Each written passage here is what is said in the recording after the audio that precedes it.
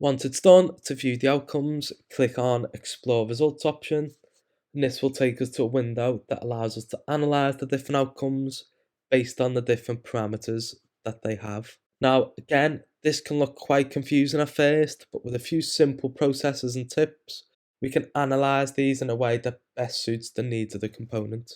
First of all, Fusion will make suggestions shown by the thumbs up symbol, which lets us see which have best met the design criteria.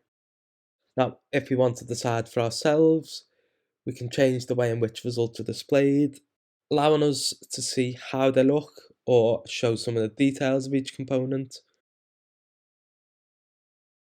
One that can be used well to make comparisons is the scatter graph view. Now, this allows you to compare two different variables against each other and where each of the designs place compared to the others. The panel along the left is useful for deciding on which factors are most important or for making comparisons between how the different materials or manufacturers' processes look and perform. The objective ranges allows you to scroll the dials up and down in order to eliminate some of the designs because they might not fully meet what we want them to.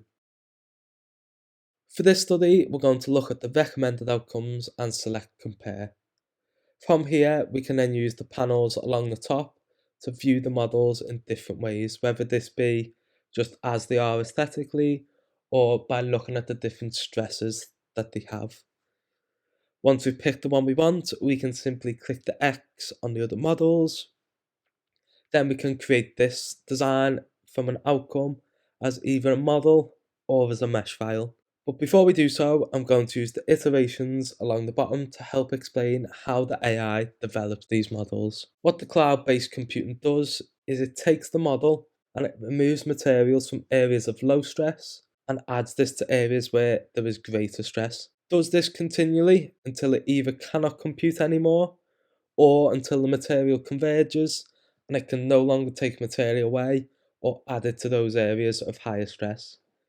This is what is more preferable as it shows it as being fully computed and it's minimized as much material as possible.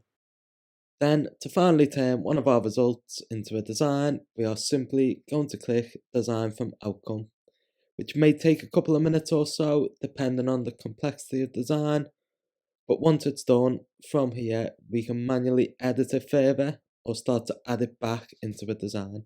Feel free to add yours to the model I have attached in the description to see how it looks. Hope you've enjoyed these videos and it's helped you gain some understanding in an area that can otherwise seem quite confusing from the outside. But once you've grasped a few of the basic skills, you can develop models to perform far beyond what we're normally used to. Really recommend once you've had a bit of practice, gained a bit more confidence, having a few goes of creating some models of your own. Thanks for watching and see you on the next video.